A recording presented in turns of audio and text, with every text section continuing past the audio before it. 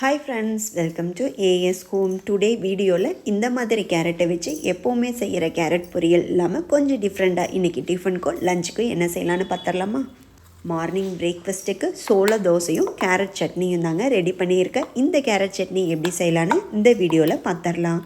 Morning பிரேக்ஃபாஸ்ட்டுக்கு இந்த சோள தோசையும் கேரட் சட்னியும் அவ்வளோ டேஸ்ட் சூப்பராக இருந்தது. கண்டிப்பாக ட்ரை பண்ணி பாருங்கள். நீங்கள் நார்மல் தோசை இட்லி எது செஞ்சாலும் எல்லாத்துக்குமே இந்த கேரட் சட்னி ரொம்பவே சூப்பராக இருக்கும். பிரேக்ஃபாஸ்ட்டுக்கு இந்த மாதிரி சட்னி ரெடி பண்ணும்போதே லஞ்சுக்கும் கொஞ்சம் கேரட் ரைஸ் ரெடி பண்ணிடலாம். ரொம்ப சிம்பிளாக எப்படி செய்யலான்னு குயிக்காக ஒரு வீடியோ சொல்லட்டுமா?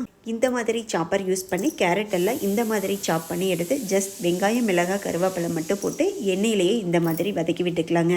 அடிஷ்னலாக எந்த மசாலாவும் கிடையாது. இது கூட ரைஸ் மட்டும் ஆட் பண்ணி தேவையான அளவு உப்பு போட்டு நல்லா மிக்ஸ் பண்ணி விடுங்க. சூப்பரான ஒரு கேரட் ரைஸ். கொஞ்சம் கூட தண்ணி மிக்ஸ் பண்ணிடாதீங்க. இந்த மாதிரி சிம்பிள் ரைஸ்க்கு கொஞ்சம் கோகனட் ஆயில் யூஸ் பண்ணிக்கோங்க. டேஸ்ட் ரொம்பவே சூப்பராக இருக்கும். இதை அப்படியே லஞ்சுக்கு பேக் பண்ணிவிட்டு அப்படியே நம்ம கேரட் சட்னி எப்படி செய்யலான்னு பார்த்துடலாமா? சின்ன வெங்காயம், பெரிய வெங்காயம் 2 ஈவனாக எடுத்துக்குங்க. நார்மலாக நம்ம ஆனியன் சட்னிக்கு போடுற மாதிரியே கொஞ்சம் குட்டி பீசஸாக கட் பண்ணி அப்படியே வதக்கவும் செய்யலாம். இந்த மாதிரி சாப் பண்ணி வதக்கும் போது கொஞ்சம் சீக்கிரமாக வெந்துடும். அதுக்காக தான் நான் சாப் பண்ணுறேன். இந்த மாதிரி சாப் பண்ணாமல் குட்டி குட்டி பீசஸாக கட் பண்ணி கூட நான் இதே மெத்தடில் செஞ்சுருக்கேன். சேம் டைம் கேரட்டும் கொஞ்சம் சின்ன சின்ன பீசஸாக கட் பண்ணி அதையும் அப்படியே வதக்கி விட்டுக்கலாம். இதே மாதிரி சாப் பண்ணணுங்கிற அவசியம் கிடையாது. இதில் 1/2 மூடி தேங்காய் எடுத்துக்கோங்க, போதும். இப்போ தாளிப்பு ரெடி பண்ணிடலாம். ஒரு கடாயில் லைட்டாக எண்ணெய் விட்டு இந்த மாதிரி கட் பண்ணி வச்சுருக்கிற வெங்காயம் நல்லா மிக்ஸ் பண்ணி விட்டு லைட்டாக வதங்கி வரும்போதே ஒரு கொத்து கருவேப்பிலை அதையும் போட்டு நல்லா மிக்ஸ் பண்ணி விடுங்க. ஆயில் ரொம்ப கம்மியாக விட்டதுனால கொஞ்சம் ட்ரையாக இருக்கிற மாதிரி இருக்கும். நம்ம கேரட் போடும்போது திரும்பவும் கொஞ்சம் எண்ணெய் விட்டுக்கலாம். இப்போ ஆனியன் கொஞ்சம் வதங்கி வந்திருக்கு, போது இந்த ஸ்டேஜில் ஒரு 3 மிளகாய் ஆட் பண்ணிக்கிங்க. இந்த மாதிரி சட்னிக்கு பச்சை மிளகாய் ஆட் பண்ண வேண்டாம், காஞ்ச மிளகாய் 3 போதும். கூடவே நம்ம துருவி வச்சுருக்க இல்லை கட் பண்ணி வச்சுருக்கிற பெரிய பெரிய பீசஸாக கட் பண்ணியிருந்தாலும் சூப்பராகவே உங்களுக்கு பாயில் ஆயிரும். நான் இன்றைக்கி கேரட் சாப்பாடு செய்கிறதுக்காக கேரட் சாப் பண்ணேன். அதனால் இந்த மாதிரி சட்னிக்கும் சாப் பண்ணி எடுத்துகிட்டு நீங்கள் பெரிய பீசஸாக கூட கட் பண்ணி இதே மெத்தடில் ட்ரை பண்ணுங்கள். இப்போ இது எல்லாமே நல்லா வேகிற மாதிரி கொஞ்சமாக கடலெண்ணெய் விட்டுக்கலாம். அடிப்பிடிக்காமல் வேகணும். அதுக்காக தான் நான் இந்த எண்ணெய் விட்டுருக்கிறேன். கொஞ்சம் கூட தண்ணி விடலை.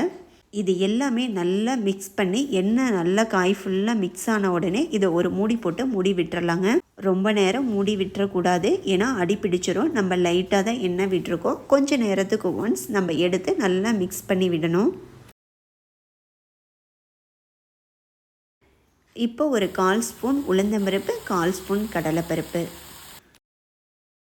2ஐயும் போட்டு நல்லா மிக்ஸ் பண்ணி விட்டு கூடவே ஒரு 4லிருந்து 3 பல் பூண்டு நல்லா கட் பண்ணி போட்டுக்கோங்க. அப்போ தான் கொஞ்சம் ஈஸியாக குக் ஆகும். இதை அப்படியே கொஞ்ச நேரம் ஒரு மூடி போட்டு மூடி வச்சிடலாங்க. கொஞ்சம் குக் ஆகட்டும்.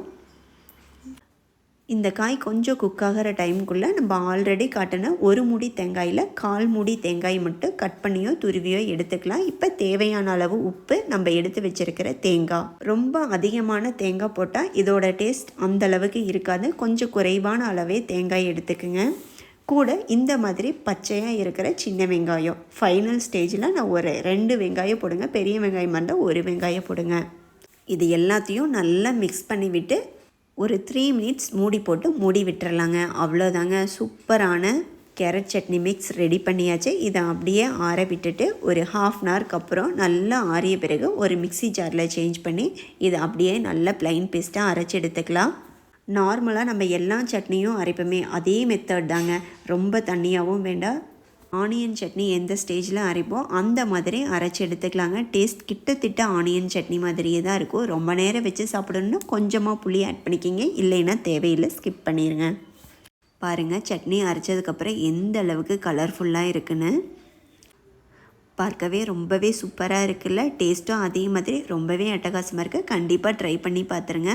இந்த சட்னியை தாளிக்காமல் அப்படியே சாப்பிட்லாம். தோசை, இட்லி, பணியாரம் இது எல்லாத்துக்குமே ரொம்பவே சூப்பராக இருக்குது.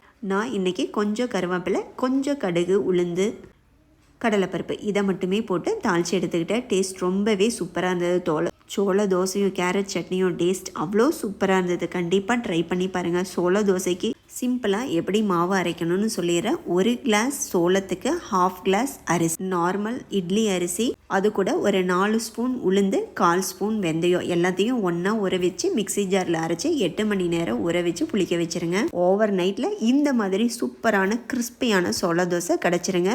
இந்த மாதிரி சோள தோசையோட தேங்காய் சட்னி, இந்த மாதிரி கேரட் சட்னி, வெங்காய சட்னி, கார சட்னி எது வேணாலும் வச்சு சாப்பிடலாம். ரொம்பவே டேஸ்ட் சூப்பராக இருக்கும். கண்டிப்பாக இந்த சோள தோசையும் கேரட் சட்னியும் ட்ரை பண்ணி பார்த்துருங்க. என்னோட இந்த simple recipe lunch and breakfast சோள dosa, carrot chutney, carrot rice, இந்த மாதிரி சிம்பிள் ரெசிபி உங்களுக்கு பிடிச்சிருந்ததுன்னா இந்த வீடியோக்கு ஒரு லைக் கொடுத்துட்டு சப்ஸ்கிரைப் பண்ணிடுங்க. தேங்க்யூ. தேங்க்ஸ் ஃபார் வாட்சிங்.